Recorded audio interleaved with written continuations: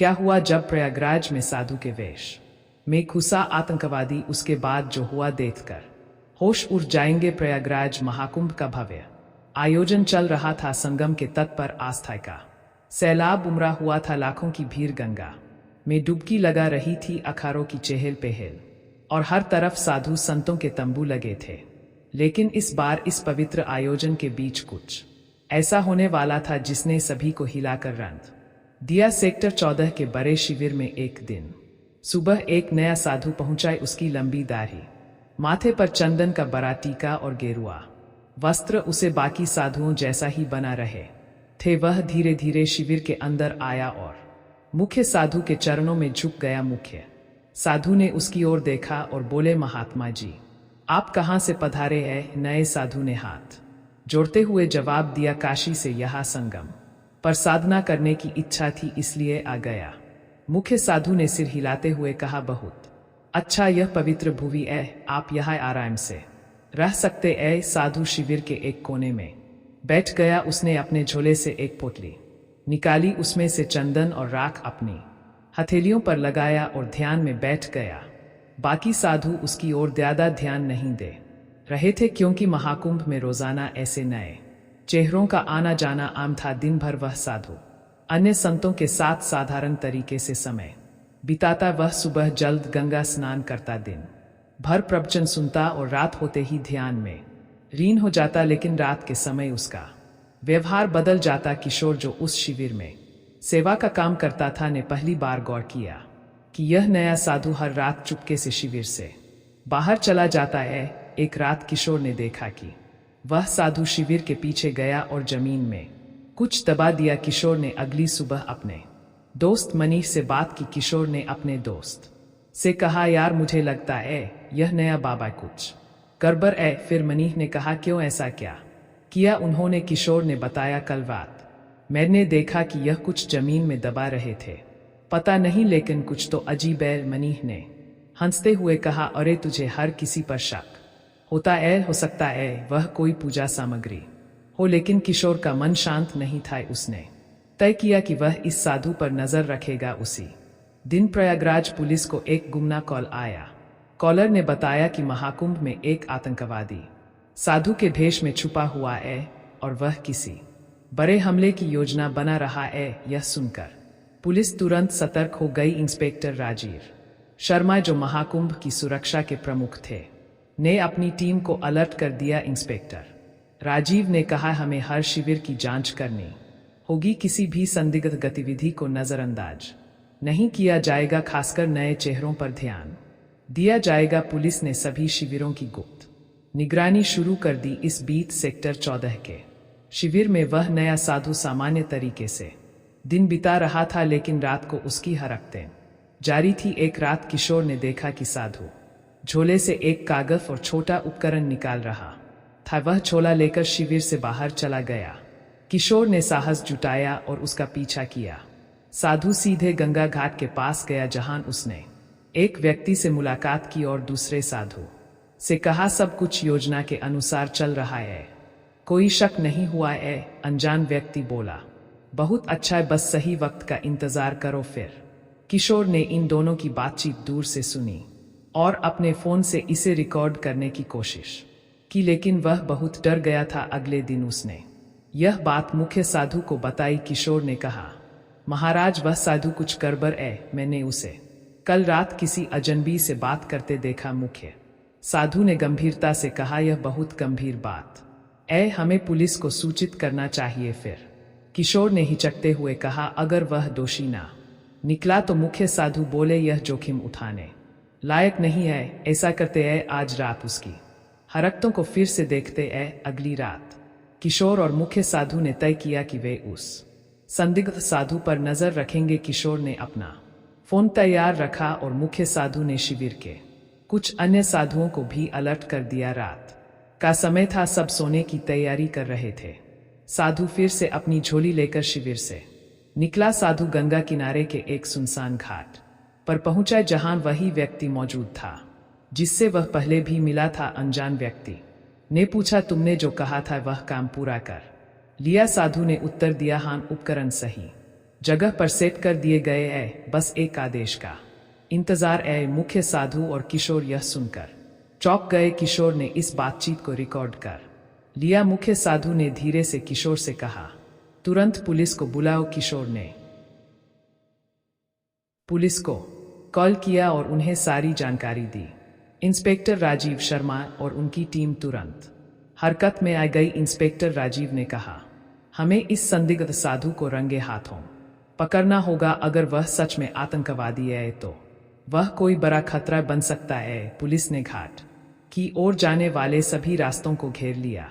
कुछ जवान वेश बदलकर वहां पहुंचे ताकि साधु को उन पर शक ना हो। साधु और उसका साथी अभी भी बातचीत में व्यस्त थे। साधु ने कहा, यह आखिरी चरण है, बस जैसे ही भीड़ सबसे ज्यादा होगी हमें कार्रवाई करनी है। अनजान व्यक्ति ने उत्तर दिया, यह हमला सबके लिए एक बड़ा संदेश होगा। कोई सोच भी नहीं सकता कि महाकुंभ जैसी जगह को निशाना बनाया जा सकता है। पुलिस टीम ने सही समय का इंतजार किया। जैसे ही साधु ने अपने झोले से एक और उपकरण निकाला, पुलिस ने उन्हें घेर लिया। इंस्पेक्टर राजीव ने कहा, हाथ ऊपर करो। पुलिस से बचने की कोशिश मत करना। साधु और उसका साथी हड़बड़ा गए। साधु ने भागने की कोशिश की, लेकिन पुलिस ने उसे पकड़ लिया। झोले की तलाशी ली गई तो उसमें विस्फोटक उपकरण और कुछ नक्शे मिले। पुलिस ने तुरंत साधु और उसके साथी को गिरफ्तार कर लिया। पूछताछ में पता चला कि वह एक अंतर्राष्ट्रीय आतंकी संगठन का सदस्य था। उसका असली नाम अयूब खान था और वह भारत में कई सालों से छुपकर रह रहा था। इंस्पेक्टर राजीव ने पूछा, तुम्हारा मकसद क्या था? महाकुंभ जैसे पवित्र आयोजन को क्यों निशाना बनाया? अयूब ने उत्तर दिया, भीड़ का डर सबसे बड़ा हथियार है। हमारा मकसद था यहाँ ऐसा हमला करना जो दुनिया को हिला दे, लेकिन तुमने हमारे प्लान को खत्म कर दिया। पुलिस को साधु के झोले और शिविर के आसपास लगाए गए उपकरणों से बड़े हमले की योजना के सबूत मिले। अगले दिन प्रयागराज पुलिस ने मीडिया को बताया कि महाकुंभ में एक बड़ा आतंकी हमला टल गया। इंस्पेक्टर राजीव ने कहा, हम किशोर और मुख्य साधु के शुक्रगुजार हैं, जिन्होंने सही समय पर जानकारी दी। यह सब उनकी सतर्कता और साहस का नतीजा है। किशोर और मुख्य साधु को महाकुंभ आयोजन समिति ने सम्मानित किया। मुख्य साधु ने कहा, हमने तो बस अपनी जिम्मेदारी निभाई। महाकुंभ पवित्र आयोजन है, इसे कोई अपवित्र नहीं कर सकता। किशोर ने कहा, अगर मैंने उस साधु पर नजर ना रखी होती तो शायद कुछ बड़ा हादसा हो जाता। इस घटना ने सभी को सतर्क कर दिया कि आस्था के ऐसे बड़े आयोजनों में सुरक्षा और जागरूकता कितनी महत्वपूर्ण है। इस घटना के बाद महाकुंभ के आयोजकों और सुरक्षा एजेंसियों ने सुरक्षा व्यवस्था को और मजबूत किया। सभी शिविरों में नियमित जांच और निगरानी बढ़ा दी गई ताकि भविष्य में ऐसी किसी भी घटना की पुनरावृत्ति ना हो।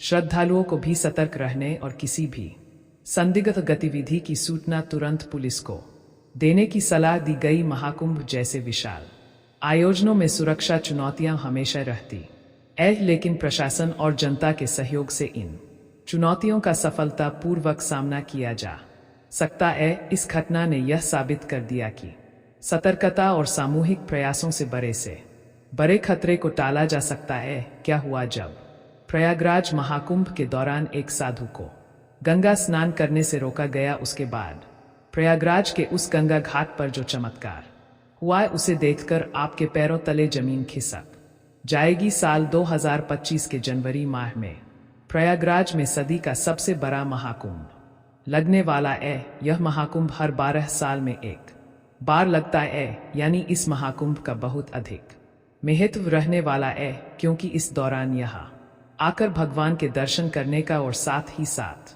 गंगा नदी में स्नान करने का बहुत महत्व रहता है। इसी वजह से देश और दुनिया से कई लोग प्रयागराज के इस महाकुंभ में पहुंचने वाले हैं। लेकिन सबसे ज्यादा आकर्षण का केंद्र होते हैं वह नागा साधु जो इस महाकुंभ में शाही स्नान के लिए आते हैं। उनके लिए अलग समय निर्धारित किया जाता है और यहाँ पर उन्हें स्नान करने से कोई नहीं रोक सकता। लेकिन अभी हाल ही में जो घटना सबके सामने निकल कर आ रही है, उसने सभी के होश उड़ा दिए। जहां पर एक साधु महाराज को गंगा नदी में स्नान करने से रोका गया। इस घटना के पीछे की तो आप वीडियो देखकर ही जान पाओगे, लेकिन उससे पहले क्या आप प्रयागराज के इस महाकुंभ में शामिल होने वाले हो? नीचे हमें कमेंट बॉक्स में जरूर बताइएगा। धार्मिक मान्यताएं ऐज की महाकुंभ में स्नान करने से जातक को मोक्ष की प्राप्ति होती है और जीवन भर के पाप मिट जाते। ऐज कोई भी महाकुंभ साधुओं के बिना अधूरा है, क्योंकि यह साधु संतों के आगमन और स्नान से ही संपूर्ण माना जाता है। देश भर से साधु महाकुंभ शुरू होने के कई दिनों पहले ही प्रयागराज पहुंच जाते हैं। इस घटना की शुरुआत होती है मध्य प्रदेश के महेश्वर में रहने वाले राधानंद जी महाराज से, जिन्होंने बचपन में ही अपने घर का त्याग कर दिया था। 9 वर्ष की उम्र में उन्हें आध्यात्म की पहचान हो चुकी थी। उन्होंने अपने घर-बार का त्याग करके भिक्षा मांगकर ही अपना जीवन व्यतीत किया था। राधानंद जी महाराज रोजाना सुबह 4 बजे उठकर ठंडे पानी से स्नान किया करते थे और भिक्षा प्राप्त करने के लिए निकल जाते थे। उन्होंने अपने जीवन काल में सांसारिक सुख का त्याग करके कई तपस्याएं की और कई सिद्धियां हासिल की। वे महेश्वर के घाट पर ही निवास करते थे। एक समय की बात है जब महेश्वर की नर्मदा नदी में स्नान करते हुए एक बच्चे को सांप ने डस लिया। जब उसके घर वालों ने देखा कि वह एक जहरीला सांप है तो उनके होश उड़ गए। बच्चा धीरे धीरे दम तोड़ रहा था, लेकिन वहीं पास में राधानंद जी महाराज बैठे हुए थे। जब उन्होंने उस बच्चे की हालत देखी और उसके माता पिता को रोते हुए देखा तो उस बच्चे के पास आए और जिस स्थान पर सांप ने डसा था वहां पर हाथ रचकर महादेव के कुछ मंत्रों का उच्चारण किया और चमत्कार कुछ ऐसा हुआ कि उस बच्चे का सारा जहर उतर गया। इस घटना के बाद से पूरे महेश्वर में राधानंद जी महाराज की चर्चा होने लगी और महेश्वर के घाट पर कई लोग उनके दर्शन करने आने लगे। जब उन्हें प्रयागराज महाकुंभ लगने की खबर मिली तो वे महाकुंभ में जाने के लिए बहुत उत्साहित थे। वे तकरीबन 1 माह पूर्व महाकुंभ में पहुंचना चाहते थे, क्योंकि वे वहीं पर 2 से 3 महीने बिताना चाहते थे। उनका ऐसा कहना था कि महाकुंभ पवित्र समय होता है जहां पर देवी देवता स्वयं उस स्थान पर मौजूद होते हैं। वहां पर तप करना, साधना करना, भगवान का ध्यान करना बहुत ही ज्यादा फलदायी होता है। इसलिए 1 माह पूर्व ही जब राधानंद जी महाराज महेश्वर से प्रयागराज जाने के लिए निकल रहे थे, तब उनके कई भक्त घाट पर उनके दर्शन करने आ गए और उन्हें कुछ दक्षिणा प्रदान करी। उसी दक्षिणा का इस्तेमाल करके उन्होंने ट्रेन का टिकट लिया और महेश्वर से सीधा ट्रेन के माध्यम से प्रयागराज जाने के लिए निकल पड़े। अगले दिन सुबह राधानंद जी महाराज जब प्रयागराज पहुंचे तो सुबह के 3:30 बज रहे थे। सुबह 4 बजे उनका स्नान करने का दैनिक नियम था। उन्होंने सोचा क्यों ना आज गंगा नदी का पवित्र स्नान किया जाए और वे प्रयागराज के गंगा घाट पर पहुंच गए। उस स्थान पर गंगा नदी की सफाई का कार्य चल रहा था। 2 से 3 ऐसी गाड़ियां नदी में लगी हुई थी जो हर तरह से गंदगी को साफ कर रही थी और नदी को और घाट को स्वच्छ बना रही थी। राधानंद जी महाराज को यह देखकर बहुत खुशी हुई। जब उन्होंने अपने कपड़े उतारे और गंगा नदी में स्नान करने के लिए आगे बढ़े तो वहां पर खड़े कुछ नगर निगम के अधिकारियों ने उन्हें रोक दिया। उनका कहना था कि आप अभी स्नान नहीं कर सकते, क्योंकि इस समय साफ सफाई का कार्य चल रहा है। प्रयागराज में रोजाना रात्रि के समय गंगा नदी की साफ सफाई का कार्य किया जाता है, ताकि दिन और शाम के समय यात्रियों को इस कारण कोई मुश्किल ना हो। राधानंद जी महाराज काफी धैर्यवान थे। उन्होंने सफाई अधिकारियों को समझाया कि बात बहुत अच्छी है, लेकिन नित्य मेरा 4 बजे नहाने का नियम है और आज अगर मैं प्रयागराज पहुंचा हूं तो मैं गंगा नदी में ही स्नान करूंगा और मेरे एक अकेले के नहाने से मुंह अकेले साधु के यहाँ नहा लेने से ना तो तुम्हारी व्यवस्था बिगड़ेगी और ना ही मुझे कोई समस्या होगी। लेकिन वह अधिकारी अचानक से गुस्सा हो गया और उन साधु महाराज से कहने लगा कि आपको इसी समय क्यों नहाना है? अभी पूरा दिन पड़ा हुआ है। क्या यहाँ पर तुम्हें कोई इंसान नहाता हुआ दिख रहा है? क्या तुम्हारे अंदर इतनी शक्ति है कि तुम सुबह 4 बजे इतने ठंडे पानी से स्नान कर लोगे? व्यर्थ की बातें बनाना छोड़ दो और यहाँ से चले जाओ। 89 बजे पुनः आना और आकर स्नान कर लेना। अभी तक तो राधानंद जी महाराज बहुत विनम्र थे, काफी धैर्यवान थे, लेकिन उस अधिकारी के अपशब्दों को सुनके अचानक उन्हें बहुत बुरा लगा। उनका ऐसा मानना था कि गंगा नदी पर किसी का अधिकार नहीं है, यह तो साक्षात भगवान शंकर की जटाओं से निकलती है, जिसके अंदर सभी को अपने पाप धोने का अधिकार है और उसके लिए कोई निश्चित समय नहीं हो सकता। लेकिन उस समय राधानंद जी महाराज ने उस अधिकारी को कुछ नहीं कहा और सामने घाट पर ध्यान अवस्था में बैठ गए। सबको लग रहा था कि वे साधु महाराज मान गए हैं और पीछे हट गए हैं। अब जब पुनः गंगा नदी के अंदर साफ सफाई की मशीनों को शुरू किया गया तो अचानक से एक बहुत बड़ी घटना घट गई। वे सभी मशीनें शुरू होने का नाम ही नहीं ले रही थी। ऐसा लग रहा था मानो वह जाम हो गई हो या उनके अंदर बहुत सारा कचरा फंस गया हो। अधिकारियों ने मशीन को देखा परखा और उसके अंदर का सारा कचरा बाहर निकाल दिया। सबको उम्मीद थी कि अब मशीनें कार्य करने लगेगी, लेकिन फिर जब मशीन शुरू की गई तो कोई भी मशीन चालू होने को तैयार ही नहीं थी। सभी अधिकारी बहुत हैरान थे, किसी की भी समय नहीं आ रहा था। जो मशीन रात्रि 12 बजे से अभी तक एकदम सही चल रही थी, अचानक उसमें क्या गड़बड़ हो गई। उसके अंदर फंसा हुआ सारा कचरा भी बाहर निकाल लिया गया था। लेकिन जब मशीन चालू नहीं हुई तो कई मैकेनिकल इंजीनियरों की टीम को मशीन देखने के लिए बुलाया गया। उन सभी मैकेनिकों ने मशीनों को अच्छी तरह से जांचा परखा और यही पाया कि मशीन तो एकदम सही है, लेकिन इसके चालू ना होने का कारण किसी को समझ नहीं आ रहा था। सभी लोग परेशान हो चुके थे, हार चुके थे। 1 से 2 घंटे हो गए थे, लेकिन गंगा नदी की साफ सफाई का काम हो ही नहीं पाया। राधानंद जी महाराज अभी भी उसी घाट पर ध्यान अवस्था में बैठे हुए थे। किसी भी नगर निगम के अधिकारी को यह बात समझ नहीं आ रही थी, आखिर मशीन कार्य क्यों नहीं कर रही। गंगा नदी की साफ सफाई का कार्य उस दिन रुका हुआ था। सभी लोग बहुत हैरान थे, साथ परेशान थे, क्योंकि उन्होंने मशीनों को सही करने की और फिर से चालू करने की हर संभव कोशिश कर ली थी, लेकिन उनके सामने कोई परिणाम नहीं आ रहा था। मशीन क्यों जवाब नहीं दे रही थी। उस समय जो मैकेनिकल इंजीनियर वहां पर मशीन सही करने आया था, उसने जब राधानंद जी महाराज को देखा तो उसकी आंखें खुली की खुली रह गई, क्योंकि वह वही बच्चा था जिसको उन्होंने बचपन के समय सांप के डसने से बचाया था। वास्तव में वह महेश्वर का ही रहने वाला था। वह राधानंद जी महाराज के चरणों में गिर गया और बाबा उसे आशीर्वाद देने लगे। फिर वह सभी अधिकारियों को बताने लगा कि यह महेश्वर के सिद्ध महाराज है। बचपन के समय पर एक बार जब मुझे सांप ने दलिया था तो इन्होंने ही अपने चमत्कार से मेरी जान बचाई थी। तब उस अधिकारी को अपनी गलती का एहसास हुआ। वह समझ चुका था कि यह कोई साधारण साधु महाराज नहीं थे और मैंने इनका अपमान कर दिया। अपने दैनिक नियम के अनुसार 4 बजे गंगा स्नान करना चाहते थे तो मुझे इन्हें ने का अधिकार नहीं था। मैंने जो इनका अपमान किया, इन्हें भला बुरा कहा और गंगा नदी में स्नान करने से रोक दिया, उसी का परिणाम मशीनों की खराबी के रूप में हम भुगत रहे।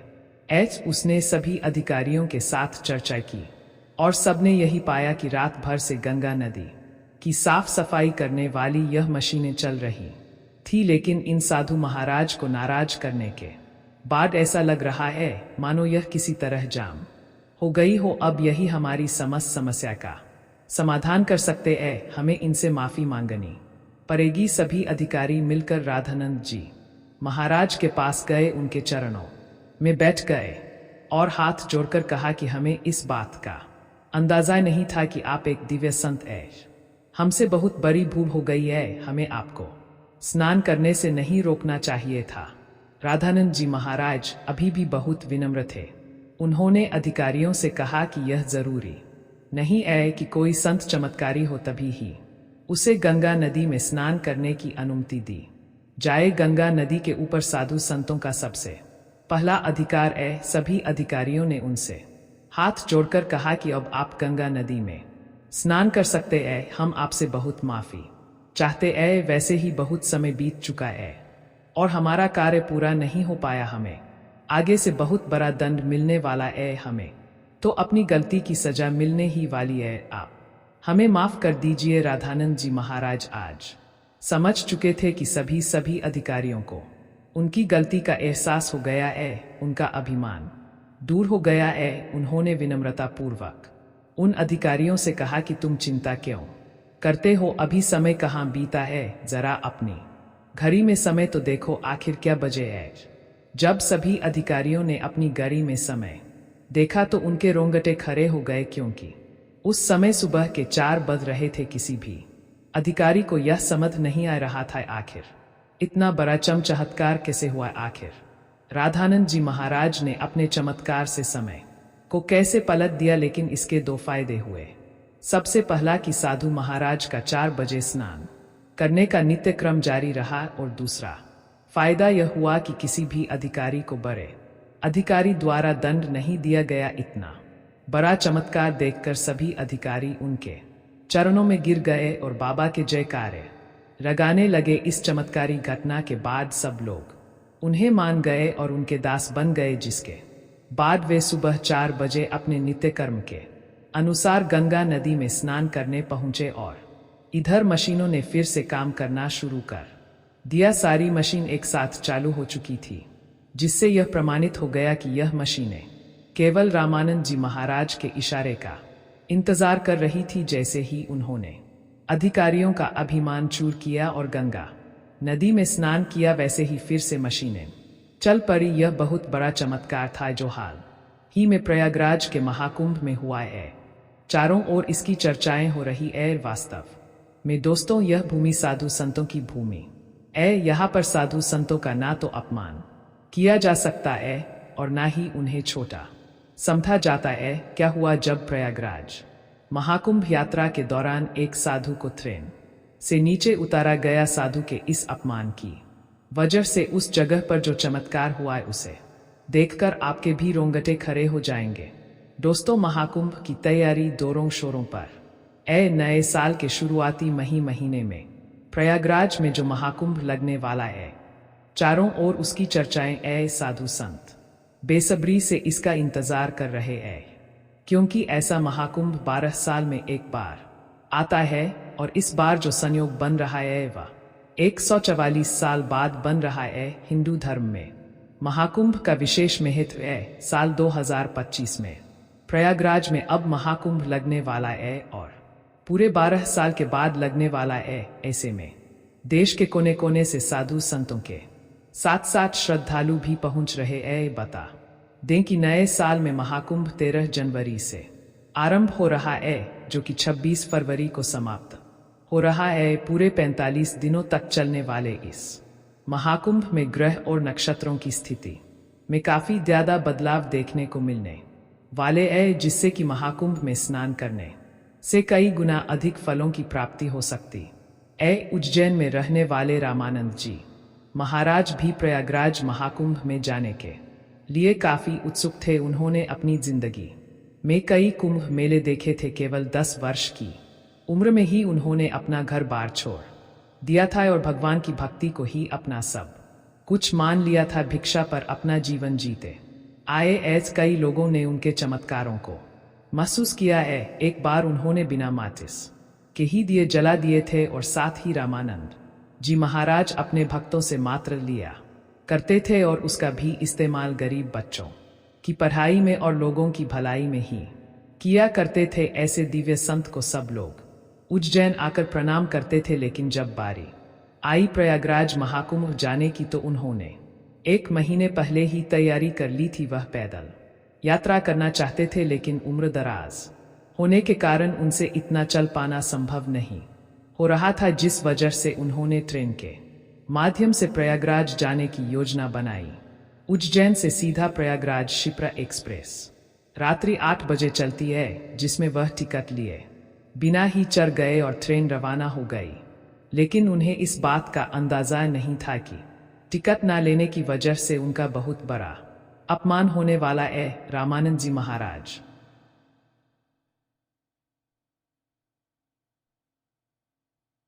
ट्रेन के ऊपर की बर्थ पर जगह देखकर अपना कंबल ओढ़कर सो गए। लेकिन सुबह 8 बजे पर डेमोन्स्ट्रेशन आने पर अचानक से टीसी सबकी टिकटें चेक करने आ गया एक एक करके सभी लोग अपनी अपनी टिकट उसे दिखा रहे थे। तभी उसने रामानंद जी महाराज से कहा कि महाराज अपनी टिकट दिखाइए। तब उन्होंने कहा कि मेरे पास कोई टिकट नहीं है, साधु तो चलता ही भला, मेरे पास राम नाम के अलावा कोई और पूंजी नहीं है, मुझे तो बस महाकुंभ में शामिल होने जाना है। तुम मुझे तीर्थ यात्रा के लिए सहयोग प्रदान करो, भगवान तुम्हें आशीर्वाद देंगे। लेकिन वो टीसी मुसलमान धर्म से था और वह अपने धर्म का कट्टर था।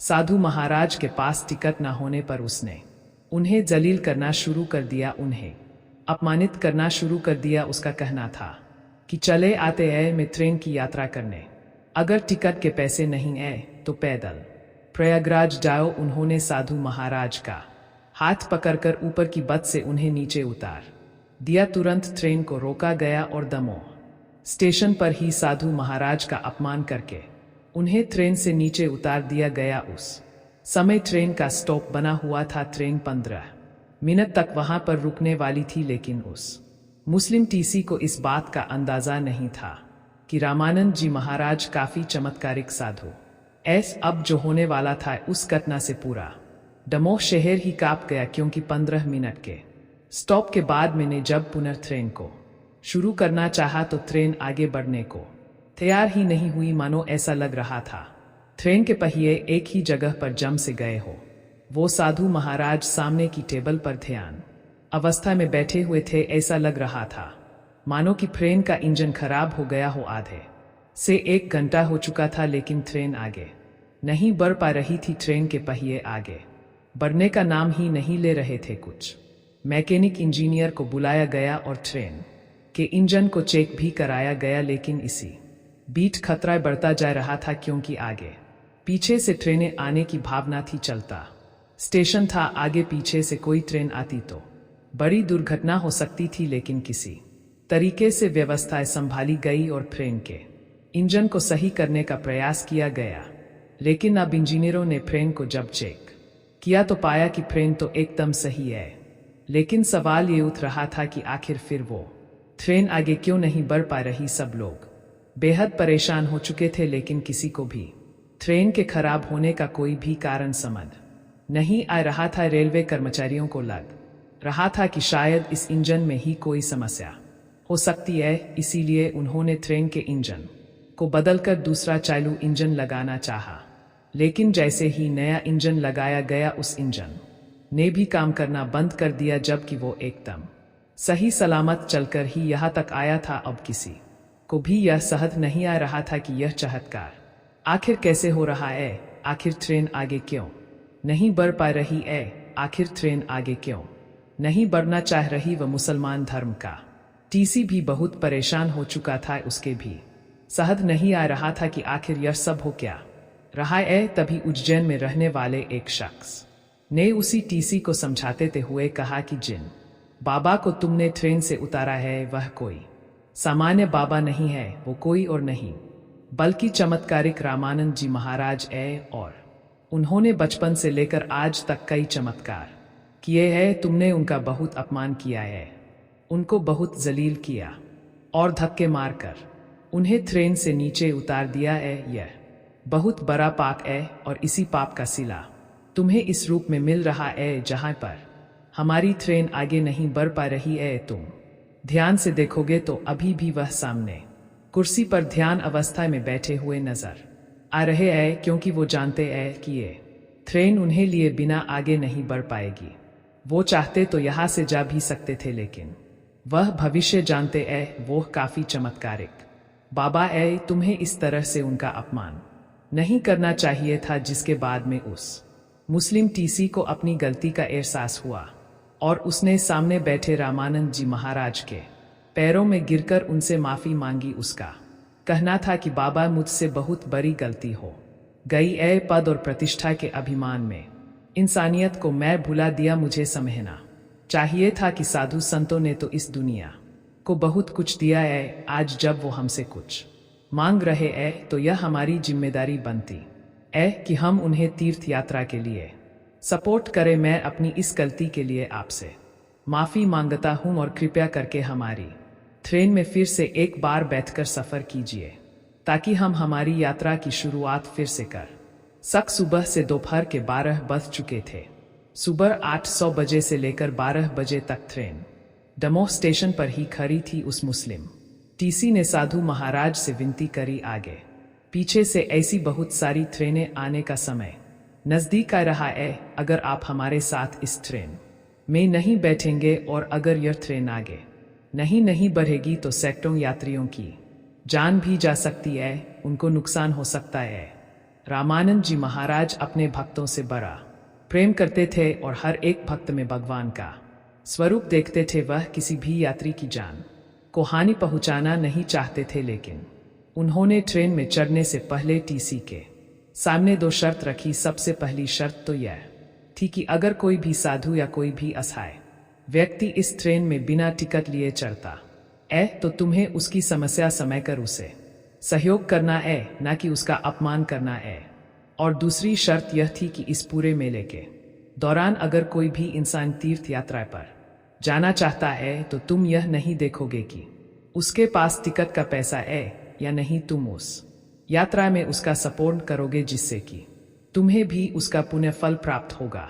क्योंकि किसी को तीर्थ यात्रा कराना बहुत ही ज्यादा पुण्य कार्य होता है। टीसी ने उन रामानंद महाराज जी की दोनों ही शर्तें स्वीकार कर ली और उन्हें सम्मानपूर्वक उसी सीट पर बैठाया जहां पर वह पहले बैठे हुए थे। और चमत्कार कुछ ऐसा हुआ कि जो इंजन पिछले 5 घंटों से बंद पड़ा हुआ था, अब एक तेज आवाज निकली और आगे बढ़ने के लिए तैयार हो गया। जैसे ही लोको पायलट ने ट्रेन को आगे बढ़ाना चाहा, इस बार ट्रेन के पहिए आगे बढ़ने लगे, मानो रामानंद जी महाराज के आदेश पर एक ही जगह पर वह पहिए जम गए थे और अब उनके ट्रेन में बैठते ही वह पहिए आगे बढ़ने लग गए। यह एक बहुत ही बड़ा चमत्कार था जिसे ट्रेन में बैठे हर एक यात्री ने महसूस किया और सभी रामानंद जी महाराज के दास बन गए। शाम को तकरीबन 4:30 बजे ट्रेन प्रयागराज पहुंची, जहां रामानंद जी महाराज के उतरने के पश्चात कई लोग उनसे मिलने आए,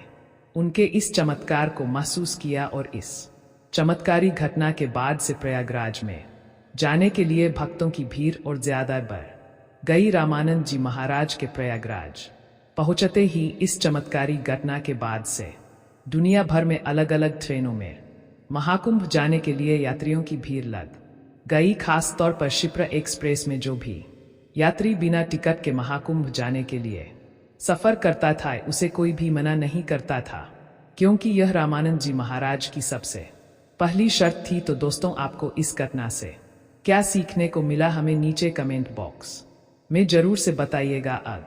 अगर आप भी महाकुंभ प्रयागराज जाने वाले हैं तो अपना अनुभव साझा जरूर से करिएगा। अगर वीडियो पसंद आई हो तो लाइक करें, साथ ही हमारे चैनल को सब्सक्राइब करना बिल्कुल भी ना भूले। कमेंट बॉक्स में जरूर से लिख दें हर हर महादेव।